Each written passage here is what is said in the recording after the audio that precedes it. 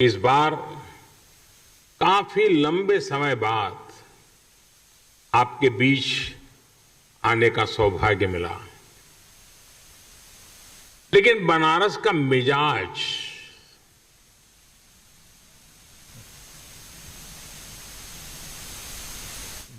ऐसा है कि अरसा भले ही लंबा हो जाए,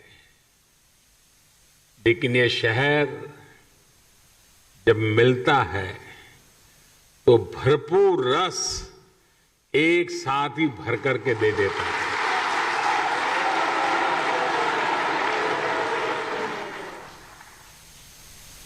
अब आप देखिए, भले दिन ज्यादा हो गए हों, लेकिन जब काशी ने बुलाया तो बनारस वासियों ने एक साथ इतने विकास कामों की झड़ी लगा दी। एक तरह से आज महादेव के आशीर्वाद से काशीवासियों ने विकास की गंगा बहा दी है। आज ही सैकड़ों करोड़ की अनेक योजनाओं का लोकार्पण और शिलान्यास हुआ और अब ये रुद्राक्ष कन्वेंशन सेंटर, काशी का प्राचीन वैभव अपने आधुनिक स्वरूप यानी एक प्रकार से आधुनिक स्वरूप में अस्तित्व में आ रहा है। काशी के बारे में तो कहते ही हैं कि बाबा की ये नगरी कभी थमती नहीं, कभी थकती नहीं, कभी रुकती नहीं। विकास की इस नई ऊंचाई ने काशी के इस स्वभाव को एक बार फिर सिद्ध कर दिया है। कोरोना काल में जब दुनिया ठहर सी गई, तब काशी संयमित तो हुई, अनुशासित भी हुई, लेकिन सृजन और विकास की धारा अविरल बहती रही।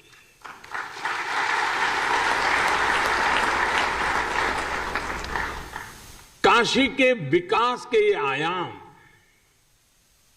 ये International Cooperation and Convention Centre Rudraksh आज इसी रचनात्मकता का, इसी गतिशीलता का परिणाम है।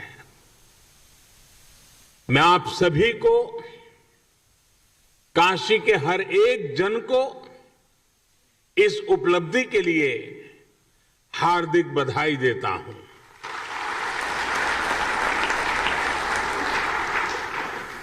विशेष रूप से मैं भारत के परम मित्र जापान को, जापान के लोगों को, प्राइम मिनिस्टर श्री सुगा योशिहिदे को और एम्बेसडर श्री सुजुकी सातोशी जी को बहुत बहुत धन्यवाद देता हूं।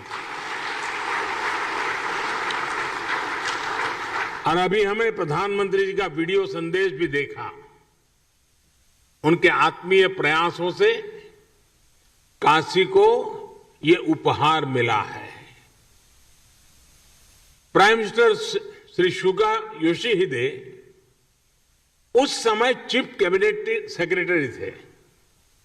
तब से लेकर पीएम की भूमिका तक लगातार वो इस प्रोजेक्ट में व्यक्तिगत रूप से इन्वॉल्व रहे।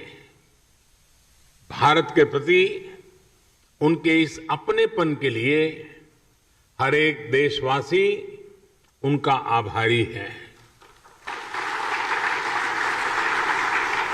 साथियों, आज के इस आयोजन में एक और व्यक्ति है जिनका नाम लेना मैं भूल नहीं सकता। जापान के ही मेरे एक और मित्र शिंजो आबे जी। मुझे याद है शिंजो आबे जी जब प्रधानमंत्री के तौर पर काशी आए थे तो रुद्राक्ष के आइडिया पर उनसे मेरी लंबी चर्चा हुई थी। उन्होंने तुरंत ही अपने अधिकारियों से इस आइडिया पर काम करने को कहा।